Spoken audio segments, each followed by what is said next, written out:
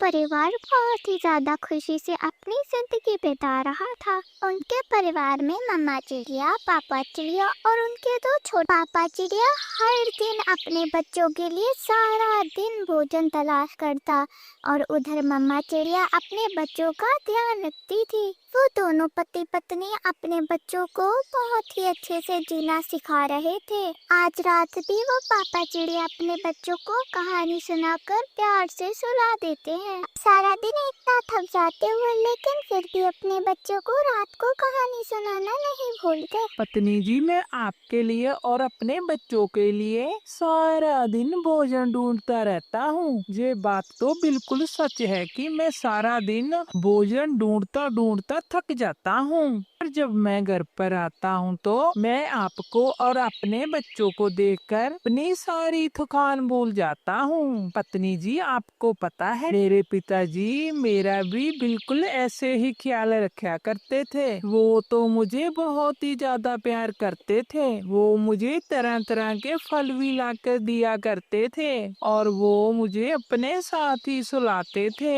उनके साथ मैंने बहुत ही बेहतरीन पल जिए हैं। पत्नी जी, मैं चाहता हूँ कि जब मैं मर जाऊं तो मेरे बच्चे बड़े हो जाएं तो वो भी अपने परिवार का बिल्कुल मेरे जैसा ही ख्याल रखें। मेरे बच्चे भी मुझे ऐसे ही याद करें जैसे मैं अपने पिताजी को याद करता हूँ। अरे पति जी, आप ऐसी बातें क्यों कर रहे हो? भगवान करे हम हमेशा अपने बच्चों के साथ ही रहें। पत्नी जी, यही तो कुदरत का नियम है। जो इस दुनिया में आता है उसे जाना ही पड़ता है। बस हम अपने बच्चों को ऐसी शिक्षा देंगे कि वो अपना और अपने परिवार का अच्छे से ध्यान रख पाएं। वो दोनों पति पत्नी ऐसे बातें करते करते सो जाते हैं। सुबह भी हो जाती है। सुबह तो हो गई थी लेकिन आसमान पर अभी तक अंधेरा ही छाया हुआ था। बादल तो बहुत ही ज्यादा घने थे और तेज तेज ठंडी ठंडी हवाएं भी चल रही थी। मम्मा चिड़िया तो बहुत ही ज्यादा डरी हुई थी। पति जी, मुझे तो तूफानों से बहुत ही ज्यादा डर लग रहा है। देखो कितनी जोर जोर से हवा चल रही है, सभी पेड़ हिल रहे हैं। मुझे तो डर लग रहा है कि हमारा घोंसला नीचे ना गिर जाए। अरे पत्नी जी, तुम चिंता मत करो, कुछ नहीं होएगा, सब कुछ ठीक हो जाएगा। हाँ पत्नी जी, भगवान करे जल्दी ये तूफान भी रुक जाए, वरना इस तूफान में हमारा घोंसला ही ना उड़ जाए। ऐसे ही समय गुजर जाता है, शाम भी हो जाती है लेकिन वो तूफान था कि रुकने का नाम ही नहीं ले रहा था। अब तो तेज बारिश शुरू भी हो गई थी। चिड़िया तो बहुत ही ज्यादा चिंता में आ गई थी। मेरे प्यारे बच्चों, मेरे पास आ जाओ, कहीं ऐसा ना हो कि बारिश में भीगकर तुम लोग बीमार हो जाओ। पति जी देखो तो अब तो तेज बारिश शुरू भी हो गई है। मुझे तो बहुत ही ज्यादा डर लग रहा है। मुझे अपने बच्चों की बहुत ही ज्यादा चिंता हो रही है। अरे बच्चों की चिंता मुझे भी तो बहुत ज्यादा हो रही है, लेकिन ऐसे घबराने से कोई फायदा नहीं होगा। हमें हिम्मत से काम लेना पड़ेगा। हमारे घोंसले में पानी ना आ जाए, हमारे बच्चे तो भीग जाएंगे। हमारे बच्चों के ऊपर तो बारिश गिर रही है, कहीं ये बीमार भी ना हो जाए। मैं बच्चों के ऊपर पंख फैलाता हूँ ताकि बच्चों के ऊपर बारिश का पानी मत गिरे। फिर वो पापा चिड़ा अपने पंख फैलाकर अपने बच्चों के ऊपर उड़ता है, लेकिन बच्चे तो अभी तक भीग रहे थे। अरे जी, आपने पंख तो फैला लिए हैं लेकिन बारिश का पानी तो अभी भी हमारे बच्चों के ऊपर आ रहा है और अगर आप ऐसे ही करते रहे तो आप भी बीमार हो जाओगे। जब मैं छोटा था तो ऐसे मौसम में मेरे पिताजी पेड़ों से पत्ते लाकर हमारी छत बनाते थे। पत्नी जी, तुम बच्चों का ख्याल रखना, मैं अभी पत्ते ढूंढ कर लाता हूँ। ठीक है, लेकिन आप ध्यान से जाना। हाँ, मैं ध्यान से जाऊंगा, तुम बच्चों का ख्याल रखना। और फिर पापा चिड़ा वो पत्ते ढूंढने के लिए चला जाता है। हवा तो बहुत ही ज्यादा तेज थी लेकिन वो चिड़ा हार नहीं मानता है और आगे बढ़ता रहता है। हवा उसे पीछे धकेल रही थी लेकिन वो उड़ता है और फिर उसे वो पेड़ मिल ही जाता है। फिर वो उस पेड़ से कुछ पत्ते तोड़ता है और अपने घर के लिए वापस उड़ता है। वो चिड़ा अपने घोंसले के ऊपर उन पत्तों से एक छोटी सी छत बना देता है। उस छत से बारिश का पानी सीधा उनके बच्चों के ऊपर नहीं गिर रहा था। अब उनका वो घोंसला बारिश के पानी से सुरक्षित हो गया था। फिर वो तूफानी रात भी जैसे तैसे निकल जाती है। सुबह भी हो जाती है। सुबह ठंडी ठंडी हवा चल रही थी। वो सुबह तो बहुत ही ज्यादा खूबसूरत थी। चारों तरफ पंछी चहचहा रहे थे। चिड़िया ने ये सब देखकर बहुत ही ज्यादा राहत की सांस ली। आप तो सच में बहुत ही ज्यादा हिम्मत वाले हो। मैं तो उस तूफान को देखकर बहुत ही ज्यादा डर गई थी। पत्नी जी, कैसे भी मुसीबत हो हमें घबराना नहीं चाहिए। उस मुसीबत का डट के मुकाबला करना चाहिए। हमारे बड़ों ने हमें यही सिखाया है और यही हम अपने बच्चों को भी सिखाएंगे, ताकि ये अपनी जिंदगी में खुशी खुशी से जी पाएं और अपनी मुसीबतों का हल खुद ही ढूंढ पाएं। पंछियों के जंगल में सूखा चल रहा था। वो पंछी अपना जंगल छोड़कर किसी दूर पहाड़ी वाले जंगल में जा रहे थे, लेकिन उन्हें वहां पहुंचते पहुंचते बहुत ही ज्यादा रात हो जाती है। उनका तो अभी जंगल बहुत दूर था। वो सब तो थक जाते हैं और बहुत ही ज्यादा रात भी हो जाती है। वो सब एक पेड़ के नीचे बैठ जाते हैं।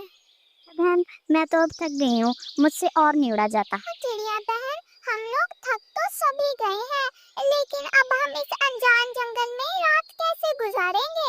हमारा तो वो जंगल अभी दूर है। कबूतर की नजर दूर एक पेड़ पर बने हुए घर पर जाती है। दोस्तों, वह देखो, वहाँ पर एक घर है। हाँ कबूतर भाई, वो घर तो मुझे भी दिख रहा है, लेकिन अगर वो पंछी ना माना तो ठीक है, फिर एक बार हम वहाँ पर जाकर देख लेते हैं। क्या पता वो पंछी मान जाए।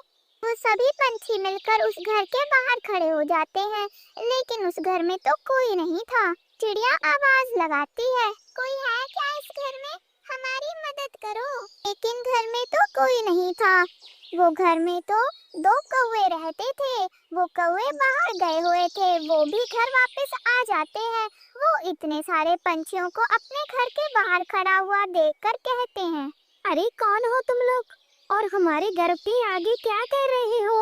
कुछ नहीं कौवी बहन, हम तो पहाड़ी वाले जंगल में जा रहे थे, लेकिन हमें जाते जाते बहुत ही ज्यादा रात हो गई है, इसलिए हम यहाँ पर रात गुजारने के लिए कोई घर ढूंढ रहे थे। हमें ये घर दिखा और फिर हम इस घर के पास आ गए। आप सब हम पर दया करें और हमें अपने घर में रख लें। अगर हम तुम्हें बने बनाए ये घर दे दो तो? ऐसा सुनकर तो वो सब बहुत ही ज्यादा हैरान हो जाते हैं। आपका क्या मतलब है कौवी बहन? आप क्या कहना चाहती हो? मुझे कुछ समझ नहीं आया। बात ये है कि जो सामने घर है तुम वहाँ पर रहने लग जाओ। तुम्हारा जब तक मन करेगा तुम वहाँ तक रह लेना। अरे आप तो सच में बहुत अच्छे पंछी हो। सब ऐसे ही बोलते रहते हैं कि कौवे बहुत बुरे होते हैं। हाँ, तुम्हें वहाँ पर रहने का किराया देना पड़ेगा। तुम्हें हर दिन हमें भोजन देना पड़ेगा, वो भी हमारे घर पर आके देना पड़ेगा भोजन। अरे कौवी बहन, आप ये कैसी बातें कर रही हैं? भला इतना भोजन हम कैसे इकट्ठा कर पाएंगे? हम तो इस जंगल में नए ही आए हैं। चिड़िया की दोस्त बिना कुछ अपने दोस्तों से कहे कौवी की बात को मान लेती है। हमें मंजूर है, हम हर दिन आपको भोजन ला दिया करेंगे। अरे चिड़िया बहन, आप ये कैसे कह सकती हो? हम ये सब कैसे करेंगे? हम कर लेंगे चिड़िया बहन, आप चिंता मत करो। लेकिन वो कैसे बहन? अरे वैसे भी कुछ ही दिन है, फिर हम अपने जंगल में वापस चले जाएंगे। चिड़िया को अपनी दोस्त की बात सही लगती है, वो उसकी बात मान लेती है। कौवी बहन, हमें मंजूर है, हम हर दिन आपको भोजन दे दिया करेंगे। ये हुई ना बात, चलो ठीक है, अब जाओ अपने नए घर पर। फिर वो कबूतर और चिड़िया की दोस्त दूसरी चिड़िया, वो सब दूसरे घर में चले जाते हैं। चलो जी, अब खाने का तो इंतजाम हो गया है। लेकिन पत्नी जी, आप तो जानती हो कि वह घर कितनी कमजोर है। अगर वह घर टूटकर इन पंछियों पर गिर गए तो? मेरे कौन सा वो रिश्तेदार लगते हैं? तो गिर गए, हमें क्या लेना देना? हमें तो भोजन से मतलब है, हमें बैठे बिठाए भोजन मिल रहा है और हमें क्या चाहिए? और फिर रात भी बहुत ही गहरी हो गई थी। वो दोनों तो सो जाते हैं। उधर वो चिड़िया की दोस्त और वो कबूतर, वो सब दो इस बात से अनजान थे कि जिस घर में अभी वो बैठे हैं वो तो बहुत ही ज्यादा कमजोर है। एक हवा के झोंके से वो घर तो पूरा बिखर जाएगा। उन्हें ये तो पता ही नहीं था। वैसे ये भी सही ही हुआ, ये चीज ज्यादा मुश्किल भी नहीं है। हम जैसे रोज जाया करेंगे तो थोड़ा भोजन उनके लिए भी ले आया करेंगे। हमें रहने के लिए छत भी मिल रही है और हमें क्या चाहिए।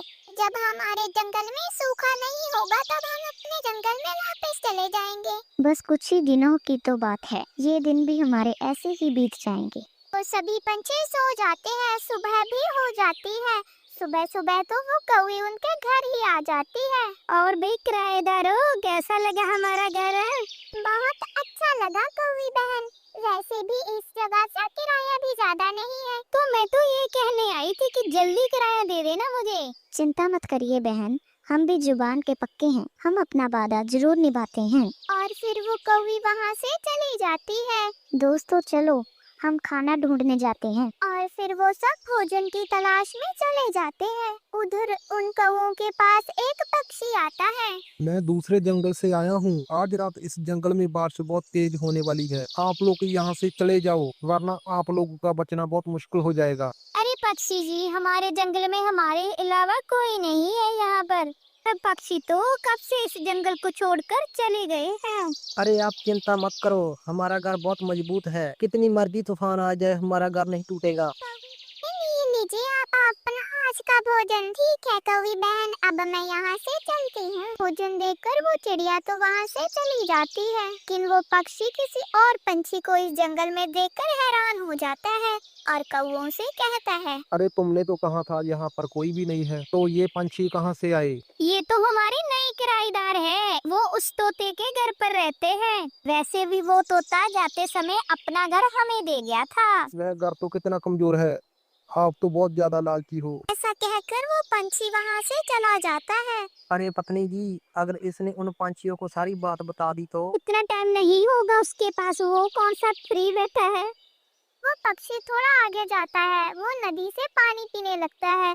तभी उसे वो बात याद आ जाती है। उसे बहुत ही ज्यादा बुरा लग रहा था उन पंछियों के लिए। ये कौवे तो सच में ही बहुत बुरे होते हैं, इन्हें उन पंछियों पर दया नहीं आई। मुझे उन पंछियों को सब बताना होगा वरना मुझे पाप लगेगा। फिर वो पक्षी देर नहीं करता है और जल्दी वो उनके घर पहुंच जाता है। जी बताए पक्षी जी, आपको हमसे क्या काम है? आज रात बहुत ही ज्यादा तेज तूफान आने वाला है और ये घर तो बहुत ही ज्यादा कमजोर है। उन कौवे ने आपको धोखा दिया है, अपनी जान बचाओ और वहाँ से भाग जाओ। लेकिन अब हम इस समय पर कहाँ जाएंगे?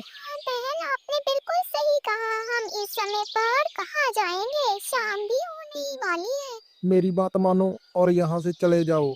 उन कौवा के तो घर बहुत मजबूत है, आप लोग मेरे साथ चलो, आज की रात मेरे साथ बिता लेना। फिर वो सभी पंछी उस पक्षी के पीछे पीछे उसके घर चले जाते हैं। सुनो जी, हम कल से उन पंछियों को कहेंगे कि हमको 2 वक्त का भोजन लाकर दिया करें। एक वक्त के भोजन से मेरा पेट नहीं भरता पति जी। हमारा घर तो बहुत ज्यादा मजबूत है, लेकिन मुझे नहीं लगता कल से हमें भोजन मिल पाएगा। वह सब पंछी तो मर जाएंगे कल तक, वह तो बहुत ही कमजोर घर है। मुझे नहीं पता इन पंछियों का, मरते हैं तो मरने दो, मुझे क्या फर्क पड़ता है इन पंछियों से। लेकिन जब बच ही गए तो मैं किराया डबल कर दूंगी। वो दोनों ऐसे बातें करते करते सो जाते हैं। सुबह भी हो जाती है। सुबह तो बहुत ही ज्यादा घने काले बादल थे और जोर से बिजली कड़कती है और तेज बारिश शुरू हो जाती है। उन दोनों का घर था तो बहुत ही ज्यादा मजबूत, लेकिन उनका घर भी तेज तूफानी हवा में नहीं बचता। तेज हवा का झोंका आता है और उनका घर तो नीचे गिर जाता है और घर तो टूट गया था। वो तो वहीं मर जाते हैं। उस जंगल में कोई भी पंछी नहीं था। वो सभी पंछी बारिश के डर से वो जंगल छोड़कर चले गए थे। हमें इस कहानी से ये सीख मिलती है कि जो किसी का बुरा करता है उसके साथ भी बुरा ही होता है। प्यारे दोस्तों, अगर आपको ये हमारी कहानी अच्छी लगी तो हमारे चैनल को सब्सक्राइब करना मत भूलना। वीडियो को लाइक शेयर कमेंट जरूर करना। धन्यवाद।